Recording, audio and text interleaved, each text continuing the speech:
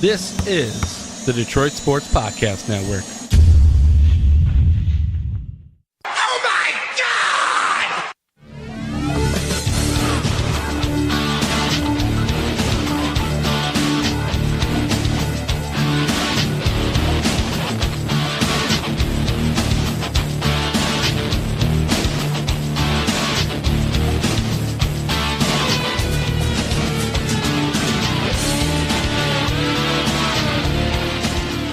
Welcome to episode 8 of the Doc and Jock Wrestling Podcast. I am the Jock, and rolling with me is the Doc as we body slam you through, what is this, Snowmageddon that we're kind of forcing our way through. It's been unbelievable. What's going on, John? Come hell or high water, we're going to talk about wrestling. I mean, we cannot escape, even in talking to Detroit sports, you're looking at what's going on in the world of professional wrestling. Lots to get to. I mean, I looked at the rundown and I said, oh my gosh, this is not even including some major things going on. It's like a 3-hour podcast I got scripted here for us. It's absolutely unbelievable. We're going to try to get it all condensed into, 30, 40 minutes maybe. But before we get into Raw and SmackDown, overall, I felt like it was a good week of wrestling. Really entertaining. It kind of moved storylines along, and we got a chance to see what the Clash of Champions is actually going to look like and how it's shaping up. So overall, I felt like the week in wrestling was entertaining. You got a chance to kind of inquire and really dig into how some of these entertainers are going to move forward in their storylines. I'm really excited. Yeah, it was a really, really good week. And starting with the week, it kicked off with Monday Night Raw. And Monday Night Raw kicked off with Samoa Joe opening Raw. It seemed like they learned from what SmackDown did last week. And Joe comes out and he cuts a great promo, totally slicing and dicing the Shield. They got to do that more, yes. Reigns. He is amazing on the mic, an individual that has to be taken advantage of in terms of his promos. Dude has got the total package. He's outstanding. He's probably the best heel they have who can do everything. He's a 5-tool player. Reigns comes out, he answers Samoa Joe's call. He then puts in some work until Sheamus and Cesaro come out, and at that point, it's just what it is. Joe's going to choke you out. He ends up choking Reigns out. And in the end, the Bar and Joe separate and distract the Shield, and they go on to put work in on these guys. Knowing that we talk about promos, Doc and Jock alert, the first wrestling move, Roman Reigns' punch, occurred at 8:09. 9 minutes before the first wrestling maneuver took place. Good promo, but I like the fact that the first action took place 8:09. Not bad. Right. It was good to see. It was like they learned, like I said, from what SmackDown did last week. Absolution ends up coming out. They end up challenging Bayley and Mickie James with Sasha at ringside. I personally thought that the promos got better for both Mandy Rose and for Sasha Deville. Mandy Rose ends up picking up the pin with some help from Paige. So it was a good match. Nothing too crazy here. We then get a Bray Wyatt and a Matt Hardy filmed promo as it does the whole cut back and forth thing again.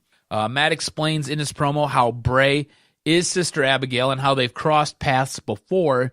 This ends up ending with Matt laughing uncontrollably. This goes on for like 1 minute and 4 seconds. I thought this was horribly done. Overkill. I mean, you got a scenario now in which people want to see Bray Wyatt and they want to see Matt Hardy do their gimmick, okay? But what the WWE did is they got really lazy and they threw out the same thing that they did a week ago because it got a response. That's really lazy and pretty stupid because it fell flat. You have a character in Matt Hardy that people want to see evolve. They don't want to see the same thing. And you got to remember, this is an ADD society. You've put out videos now of him doing that bit. They got a YouTube video of him doing that, laughing for 10 hours. Yeah. So what you got to do with Matt Hardy is let him be creative, and you got to tell him, look, don't do the same thing twice. Evolve the character. You got to have them confront each other. You got to have Matt Hardy in the arena. You got to have him out there on Raw. I mean, literally, there were people messaging me, and when we were watching Raw, they were saying, you could have gave the whole third hour to Matt Hardy. They're ready to see it, and you're just going to have him sit back there and just do the laughing thing again. You cut back way too many times for it to be interesting. I felt like they made a huge mistake in an opportunity to get a pop. People are behind Matt Hardy, but they don't want to see the same nonsense week after week. You got to evolve that. And this was my fear with this whole Woken gimmick. Matt Hardy in TNA was very organic. It felt very natural. It didn't come off as scripted. This feels very scripted.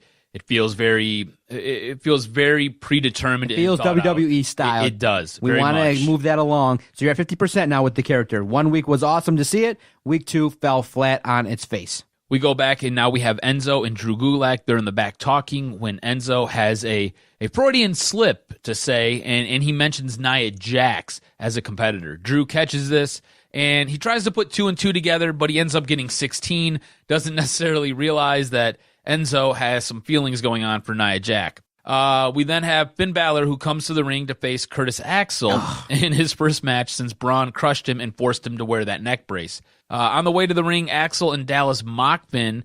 They then jump him before the bell rings. The actual match is really just a bunch of chin locks, and it's a slow plotting match by Axel and a selling Finn, who then hits the coup de grace to get the victory. This was absolutely horrible. Thumbs down. Finn Balor does not need to be with the Miztourage. I know you want to get Curtis Axel in there to fight a guy the likes of a Finn Balor, but you got a superstar talent. You got to either use him in a promo or put him in a real storyline. I mean, this is kind of a holding ground situation for Finn Balor. You got to find a way to get him over. You got to find a way to put him in with some talented individuals in there, or maybe, elevate him not with the likes of a Curtis Axel. Total waste of his talent, wasted segment. This is a top tier guy going against bottom mid card guys. It doesn't make any sense. Seth Rollins comes down for a match against Sheamus. It's a very physical, hard match that had Seth selling a hurt knee. In the end, Seth hits his knee for the win. We then cut back for an interview between Renee Young and Dean Ambrose. Dean's acting all quirky, and then he thanks Renee before walking off. It's just good old Dean Ambrose. It's very weird. Quick DocNJock stock watch. What are your thoughts about Seth Rollins? Because that's a name that's a guy that kind of had a run, a title run, but right now he's right there in the mix with the Shield. But at the same time, if you look at a character like a Seth Rollins, that's a guy that you know is going to get another top of the tier wrong. But right now, him being with the Shield, I mean, that match that he had against Sheamus was pretty physical. It was nice. I felt like a lot of the moves were sold properly. You see the likes of a Shawn Michaels with him. You see an AJ Styles performer there, but you're a little bit nervous in that he might be injury prone, might be a little bit dangerous. I know it's debatable whether his style is considered dangerous based on some of the movesets that he does, but you know that guy's got talent. And I feel like I don't believe yet he's ready to fight a Does Brock it feel like Lesnar. He's missing something? Yeah, something. Something. Because he has all the tools in the ring. He can cut a good promo. He's got the look. It feels like something's a little bit off. For me, he's plateaued. I feel like he's not up, he's not down, he's plateaued, but I really respect the man and his performance. I feel like he could do a lot more if he was given an opportunity. Maybe he needs to be the de facto leader of the Shield and take that next step as the talking piece and let Roman Reigns be the brawn and the muscle. You know what? Let Seth, start being the Ric Flair type and just start, calling people out, discussing the Shield, telling them, look, I'm going to start calling people out and writing checks that I know we can cash because I got Roman Reigns here. So maybe how you evolve this is you let Seth lead the Shield. I wouldn't be opposed to it. I really wouldn't. Moving on, we have a fatal four-way cruiserweight match that includes Daivari, Tony Nese, Mustafa Ali, and Cedric Alexander. I'll get into why we have this match when we do news and notes, because a lot of stuff went on this weekend, and it's the reason why we have this fatal four-way. In it, Drew Gulak is on commentary as Alexander gets the win. I thought Drew Gulak on commentary was exceptional. I think he is probably one of the shining stars and one of the shining pieces coming out of this cruiserweight division. Very entertaining, now. Yes. I think his commentary, his mic skills are good. He's got a good look, and I think his in-ring work is very good as well. Drew Gulak, DocNJock stock watch, up. Way up. We come back from a commercial, and Enzo is talking to his belt, and Drew comes in with some banter where Enzo basically tells him that he's lucky to be on the Zoe train, and he does the whole, I got one word to describe your PowerPoint presentations, and then he sees Nia Jax. In the meantime, Gulak's like, oh, my PowerPoint presentations are very informative, and he says this with a very serious smile, so it was a great one-liner. Enzo and Nia and Drew all exchange pleasantries, and Nia says she likes Drew's PowerPoints, to which Enzo says, I was just saying how they're very informative. And Nia then says, Enzo, we should talk sometime when you're not busy. They're building this whole romantic storyline that's going on. It's very interesting. We then have a match between Cesaro and Roman Reigns for the Intercontinental Championship. The match is built around Reigns selling a hurt arm that Cesaro works over and works over. I thought this was a great match. I thought this was incredible. I think Cesaro is one of the best workers in WWE. On top of that, I think Roman Reigns is a very good guy in the ring. You see, this is a situation where when you have a weekly show, and you've done this match now quite a bit because you've had a combination of these matches all along the way here with the Bar fighting with the Shield. You've had Roman Reigns interact with these guys before, so it's a little bit of overkill in my mind, but I do like the angle of Samoa Joe and the Bar versus the Shield. I do like that they're intertwining the matchups. They're mixing and matching who they're fighting. But for me personally, I'm ready to move on to these guys fighting other people as well. I'm ready for Samoa Joe maybe to take that next step and maybe get back into the level of competition with a Brock Lesnar. But right now, it's a nice storyline for these guys. But for me personally, not heavily invested. I'm liking the matchups, but it's one that I've seen several times and one that I'm ready to see others as well. Speaking of Brock Lesnar, do you feel like he's kind of the reason that we're kind of stuck in this middle ground here, because the belt's on him, and so you can't really elevate a guy like a Samoa Joe because Brock's not there to fight. So and you haven't created enough superstars. Who's going to fight Roman Reigns for the title? Who's legitimate and believable? You haven't elevated anybody enough yet. You haven't done anything. Basically you got a strong main event angle. You got the Shield, and you got Samoa Joe and the Bar. But everybody else, that's about it. Yep, it's not too much investment. Reign ends up hitting a spear to retain his belt. It was a very good match, like I said. Next, we have Asuka, who comes down for a match against Alicia Fox, but Absolution comes out, and they go to a video of Fox being hurt in the back. Paige then goes on to tell Asuka that they've let her get away the last couple weeks, but now she's just getting in the way. Asuka takes it out on Mandy Rose and then Sonya Deville, and then she slaps Paige in an armbar before the numbers overwhelm her. And now this goes on until all the women, including Nia Jax, who they were keeping away from Absolution, Alexa Bliss, who's a heel, and the recently injured Alicia Fox all come out.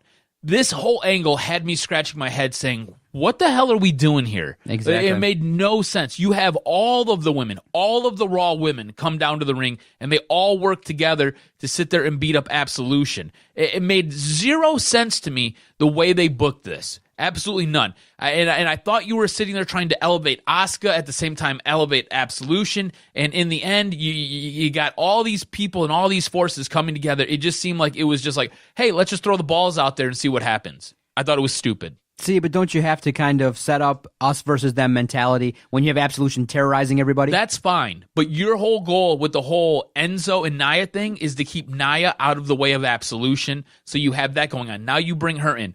Alexa Bliss has had her run-ins with Mickie James, has had her run-ins with Sasha Banks, Bayley, all the girls, pretty much everybody else on the roster. But now you're going to have her team. How would you have handled it? I would have had Sasha come out, and I would have had Bayley come out, and I could have even had Mickie James come out to sit there and make the save. That's it. Because that's what your angle has been recently. That's what you've been doing so far. You let them get over this time. Yes, you have them three come out. They're your baby faces. Let them come out and make the save. And now what you're doing is now you're giving Asuka some backing here. So let Asuka be the wild card in all this.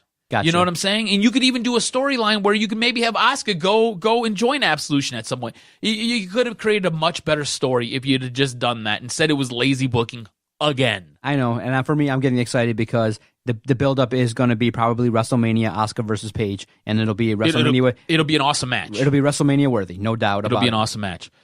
Jason Jordan comes into Kurt Angle's office and demands to face Samoa Joe.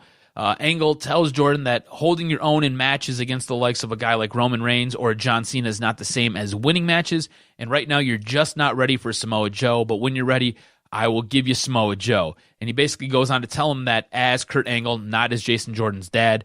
At that point, Jason Jordan gets upset, and he says, thanks, Dad, or should I say Kurt, and then storms off like a pouty little baby. So then we have Samoa Joe and Dean Ambrose. They have a match where Jordan interrupts. Jordan interferes and ends up getting hit by both Joe and Ambrose. Both of them hit swanton dives before Joe chokes out Ambrose. So I guess this is a way to kind of move the storyline along with Joe and Jordan kind of on the ancillary, while you have Ambrose and Joe doing the whole thing with the Bar, Joe, and the Shield. It gets a little bit convoluted there. I'm sorry. Titus O'Neil and Apollo Crews, they welcome Dana Brooke to Titus Worldwide as their new statistician, head of research and development. And this all takes place before Gallows and Anderson come in to make fun of her and make fun of them and call them nerds. We then have Braun and Kane. They square up for the main event. This is kind of what it was. It wasn't a very good match. It was just kind of there. I think the biggest pop was when Braun came out because it's Braun Strowman. They were basically counted out, and now both will face Brock Lesnar at the Royal Rumble. So you're going to have Kane basically take a pin from Brock Lesnar. I don't know what you're going to do with Braun here, but you're not going to make Braun look weak. And you're not taking the strap off of Brock, so it's what it is. This is, again, bad booking. Yeah, it makes for a disappointing main event because you probably just would have wanted to see. It was like all of 6 minutes, too. All you got to do, and the part that's ridiculous is you had the lead up with the announcer saying, this is for the number one contender, this is for an important match, and you have a double count out, so you don't really get the payoff. And when you have a three-way in a main event, it's fine, but Kane doesn't belong. I know you want him to be the monster of Raw, and you want to give him a solid push in his comeback, but at the same time, it's a perfect scenario where you got Kane, who's believable. Braun beating him elevates Braun Strowman. I feel like you have him quickly destroy Kane, and you keep it moving. There's no shame. I don't think you lose any heat by losing to Braun Strowman. And you have Braun Strowman versus Brock Lesnar. You got a month build-up. You have enough opportunity to make it an angle that people want to see. Having Kane there, what's he going to do? I mean, it doesn't make any sense because you could have then just downshifted Kane to, maybe interrupt and get back into the feud with Finn Balor, or you had Finn Balor kind of interject or do something with that because Braun Strowman, Kane, Brock Lesnar, fine, I guess, but it doesn't really do a whole heck of a lot to make me excited about the main event of the Royal Rumble. Yeah, me neither. I don't know. I just felt like it was just thrown together. Here you go. Let's move on now. All right. It didn't make any sense to me. SmackDown. SmackDown I thought was great. I enjoyed SmackDown. The way we opened SmackDown, you got Sami Zayn and Kevin Owens starting the Yep movement. Mind you, the Yep movement is the old Daniel Bryan Yes t-shirts, and they just put some tape over the S and made it a P, and they go around protesting Shane McMahon in the back by handing out flyers. This then transitions into AJ Styles coming down to the ring wearing a brand new t-shirt, by the way, to cut a promo. Samir and Sunil come out to interrupt AJ's promo. They claim to not be with Jinder after what happened last week where Jinder did the Colossus to him and totally took him out.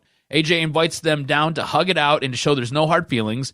At this point, the Singh brothers want to be in AJ's corner for Clash of Champions. AJ then calls their bluff and decides to shake on it. While this is going on, he's showing some images of what took place over in India where the Singh brothers come out with Jinder. And mind you, the India thing just took place on December 8th. Jinder then comes out, and AJ takes it out on the Singhs to ensure that the match ends up one-on-one, and this just kind of escalates the feud that's going to go on, and Jinder ends up tending to the Singh brothers who were just annihilated by AJ Styles. He cut another great promo, man. He is outstanding. There's nothing this man can't do. Great way to utilize a babyface. Sometimes you have the babyface be the guy that's naive, but he knew right away. He sussed it out. The Singh brothers are no way on his side, and AJ Styles, I can't wait. I mean, when you have a talent like an AJ Styles, it's fun to see and fun to push him in these type of promos. I liked his new T-shirt. I liked his overall presentation. Like I said, it's gonna be fun. The new belt? Yeah, I don't know if you noticed the minor change in the WWE belt. Yep, I noticed. They took the red out and now it's just black. It looks essentially like the Universal Championship, except not red. It's got a black back. I liked it, no doubt about it. No problems. So Charlotte and Ruby Riott have a match. Charlotte ends up taking everybody out at ringside, who includes Natalie, who's on commentary. In the end, Natty ends up blindsiding Charlotte. Charlotte wins via DQ because of the blindside clothesline. The Riot Squad then dismantles Charlotte. In the midst of all this, Naomi, who is back from injury, you remember a couple weeks ago when we were talking, I thought she was legit hurt. She was legit hurt. She had a concussion as well as some neck issues from what the Riot Squad did to her. Naomi ends up coming down to make the save, and she runs wild on all three of them as they retreat. Carmella, Lana, and Tamina then attack the girls from behind. So basically, you got the same exact story on Raw that you have on SmackDown. Yeah, exactly. None of this makes sense, and it's just lazy, tired booking. Yeah. Hated all of it. Yeah, it wasn't something that was appealing. I was waiting for the next segment throughout the whole thing. Yes, it was awful. By the way, Lana looked outstanding in her singlet. She is hot. Hot like fire. Baron Corbin and Dolph Ziggler have a match. Bobby Roode gets up from the commentary desk really quickly, interferes, and he hits a DDT on both of those guys. Bludgeon Brothers come out, and they destroy two jobbers in a very quick match. At this point, SmackDown is moving very, very quickly. Sami Zayn and Kevin Owens end up coming down to the ring and discuss the Yep movement wearing the old Daniel Bryan t-shirts, like I said. When the WWE superstars are invited down to the ring, only Daniel Bryan comes down and explains the difference between the Yep movement, which is self-absorbed, and the Yes movement, which was for the WWE Universe and its fans. Daniel Bryan then throws himself in as a second guest referee to ensure fairness at Clash of Champions. So now, in this match against Sami Zayn and Kevin Owens versus Randy Orton and Nakamura, you will have Shane McMahon as one referee and Daniel Bryan as the other referee. And this will take on an interesting twist as we work our way towards the main event. Aiden English and Rusev come down for a match against the Usos. They're interrupted by Chad Gable and Shelton Benjamin, who cut a great promo. I love this promo. I thought it was outstanding. These guys really shined at this moment. They mocked every team that will be that they'll be challenging on Sunday. And in the end, Aiden English and Rusev get the W. I thought the promo by Shelton Benjamin and Chad Gable was outstanding, though. That was the best part of all of this. We then cut to the back for a backstage interview with Renee and AJ. At this point, Jinder comes in and knocks out AJ, just knocks him out cold. We end up fading back to a commercial. After a brief video montage, we have Randy Orton and Nakamura inside the ring with Renee. She interviews them about their match against Kevin Owens and Sami Zayn. Randy Orton basically says that he doesn't like Kevin Owens nor Sami Zayn. And at that point, Nakamura agrees with Randy with a very simple yup, which is kind of the theme of SmackDown at this point. I thought it was well done. And you kept Nakamura's talking very, very brief, very, very short. Nakamura and Kevin Owens have a match with Daniel Bryan on commentary. Sami Zayn and Randy Orton are at ringside. After a ref bump, Daniel Bryan puts on a ref shirt in what seemed like it took an eternity. Mind you, Nakamura is going for a pin here, and basically Kevin Owens was down for 5 to 6 seconds. All right, so there's this weird pause as well when Daniel's going to get into the ring. He gets the ref shirt on, weird pause, gets in, counts to 2 on a Nakamura pin. And everybody's like, what's going on here? Is he siding with Kevin Owens and Sami Zayn? That's what you're being led to believe here. In the end, Kevin Owens hits a pop-up powerbomb for the 1-2-3. Kevin Owens cuts a nuts promo screaming yup, while Sami Zayn is basically showing his belly off. I love the end of it. I thought it was crazy. I like Sami Zayn. He's hilarious to me. Do you like how Daniel Bryan's being interjected into this to be the guy that's going to make the match fair? Now you're going to have 2 special guest referees, Shane McMahon and Daniel Bryan. I do like the fact that they're kind of insinuating that he's going to side with Kevin Owens and Sami Zayn. I do like the way they're utilizing this angle. I like the way they're interjecting it, and it does set up a potential for a feud between maybe Shane McMahon and Daniel Bryan. Maybe he gets fired, or maybe if there's a scenario in 6 months to a year, if Daniel Bryan is cleared, maybe the first guy he gets back is a cupcake and it's Shane McMahon. Might be. I like the way this is setting up. I'm going to do some foreshadowing when we do our preview of the pay-per-view, where we talk about the matches. I'll kind of explain where my mindset is with this, but I like the way it's setting up. So now this leads us to the verdict. Which show was better? SmackDown, no doubt about it. One of the finer heads and tails. I mean, it was no doubt. I was like, oh, this is really easy. A really quality go-home show. You further advanced several angles. A lot of the matchups were really quality. The one complaint I had is you got the Usos, who are one of the most talented tag teams out there, and the match basically is sawed in half by a commercial. Literally, the commercial break took out most of the action, and you come back where Aiden English and Rusev win. I feel like in those situations, you just got to kind of figure out ways to utilize the commercial break so you let the talented individuals. Like, you couldn't do that versus maybe when you had the women doing their thing, or you could have had the long commercial break at a different spot. I felt like the Usos match could have been better had the commercial break not been there. That was my really only complaint with SmackDown, but I felt it was a quality show, great go-home show. If you were not invested in Clash of Champions, you are now based on what that show provided. Like I said, it was a production thing that I didn't like in that show. Yeah, I agree with you. I thought it was a really good show. Heads to tails. The way we started to the way we finished, I loved every moment of it. The only thing I didn't like was the women's match. I didn't understand it. Again, I thought it was poor booking. Clash of Champions, what do we got, baby? All right, Sunday. So here's the rundown. So we're going to have our kickoff show, and that's going to be Mojo Rawley versus Zack Ryder. Who you got? This one's kind of easy. I mean, I don't see a scenario in which Zack Ryder gets over here. I mean, I feel like he's the lowest on the totem pole on the whole roster. It's really sad, too, for a guy that came off of an Intercontinental win at WrestleMania, but the year and a half that he's had since has been really underwhelming. The whole Hype Brothers thing was a complete disaster. But now you paid off with a matchup between the ex-Hype Brothers. Mojo Rawley gets over pretty easily. I agree with you. Mojo Rawley. 110%. I don't see any way a guy like Zack Ryder wins this, and I like Zack Ryder. It's unfortunate that they book him so poorly. He's just like Dolph Ziggler. United States champion. Speaking of Dolph Ziggler, Baron Corbin v. Bobby Roode v. Dolph Ziggler. I see Bobby Roode winning this, and I see him pinning Dolph Ziggler. There's a scenario for that, but being that I have to come up with a win, I feel like you can extend this out a little bit by having Baron Corbin win at the same time, so I would not be surprised. Put me down for Baron Corbin, but I would not be shocked if your scenario plays out, giving Bobby Roode a chance to advance. I just think it's a little bit too fast. Maybe you give him his first title belt, his first reign at the Royal Rumble. All right. Yeah, you know what? I can see it going both ways, and I totally But we both know that DocNJock stock watch Dolph Ziggler way down. Way down. It's a real shame the way he's been utilized as basically an enhancement talent with some personality. It's really sad. It's awful. All right, so we've got the Usos. First, the New Day. First, Chad Gable and Shelton Benjamin, as well as Rusev and Aiden English for the SmackDown Tag Team Champion. It's basically a fatal four-way, but with 8 guys. Who you got? Give me the Usos, baby. I think they're going to do the job. Best tag team in the world. Why would you waste an opportunity to take the title off of them? Usos, baby. See, I initially think the Usos as well. I can just see them. They're so good at everything they do right now. They have so much. They have so much steam going with them. Their promos are outstanding. They do a really good job in the ring. I could see the New Day winning. I could also see Chad Gable and Shelton Benjamin winning because they've been getting a lot of time lately, and they've been doing a really good job. I disagree. If it's not the Usos, maybe I'll ask for half a point if it's Rusev and Aiden English, my backup. Ooh. Because you could take it to the next level. Rusev Day with some tag title belts might make for some fun promo. So I'll take a half a point if it's Rusev and Aiden English because I know that you didn't have a backup. But I got Usos 1, backup is Rusev I totally and have English. a backup. I totally have a backup.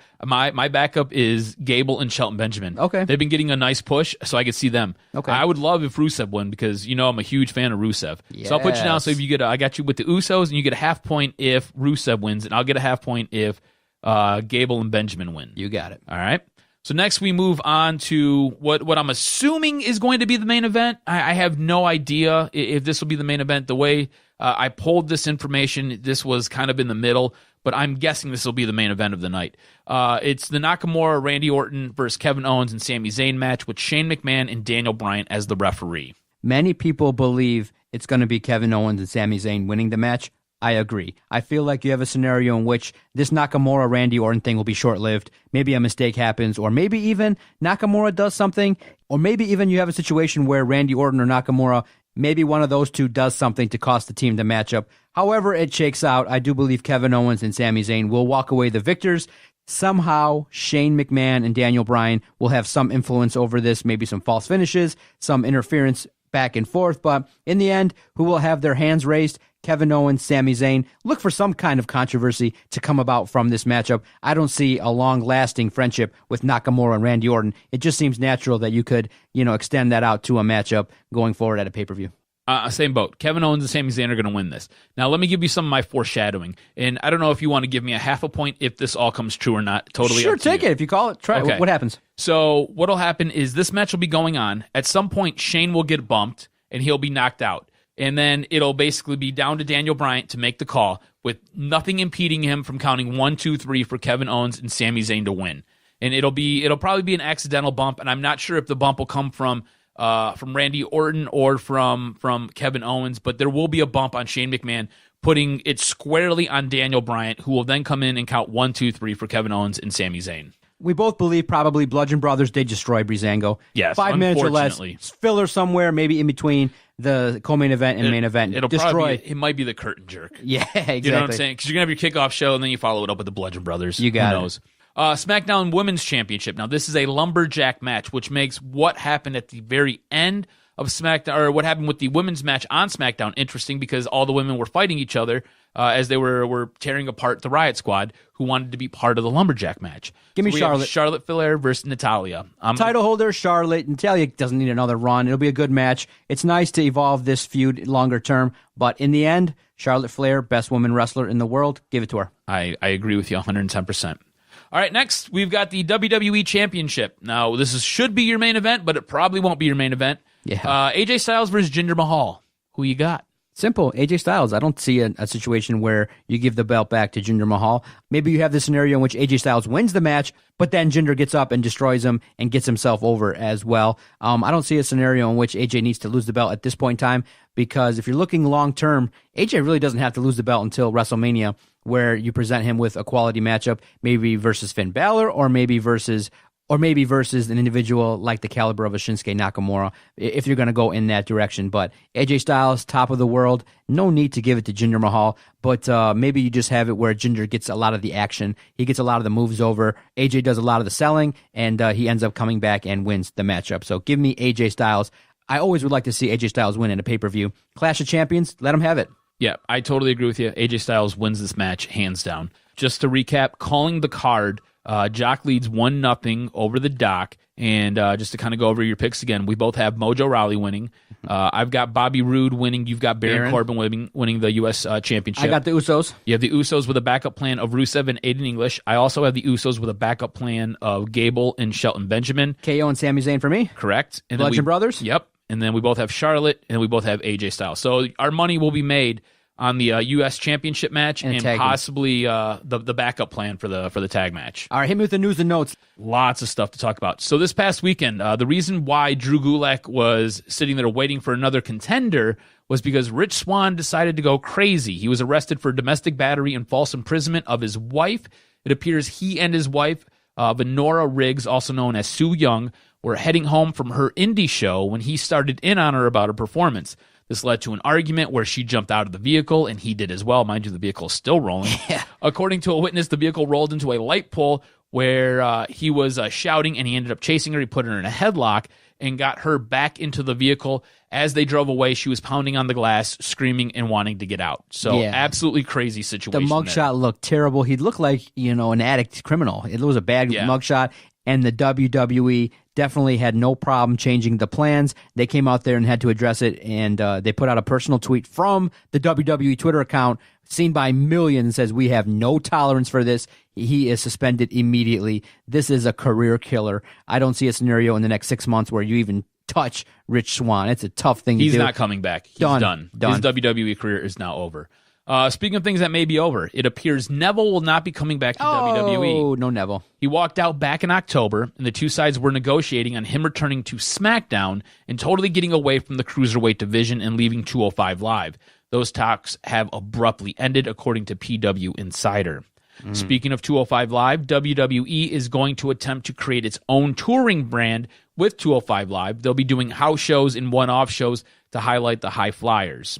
Stink face. I couldn't pay to see 205 Live. I mean, you have to give me a comp. I don't know how that's going to work. Give me a comp. 205 Live, I mean, how do you do 2.5 hours? I mean, it'd be good wrestling, but to pay money, maybe if they $15. If they could do what got them to this point, it'd be great. I mean, there's a reason these guys are over, right? Yeah. It's because they're allowed to be high flyers. Now they're wrestling a WWE brand of style, and it just doesn't work. Yep. Speaking of a high flyer, Tanahashi, this is from New Japan. He is being pulled from the current New Japan tour, and this is due to a torn meniscus and water on the knee.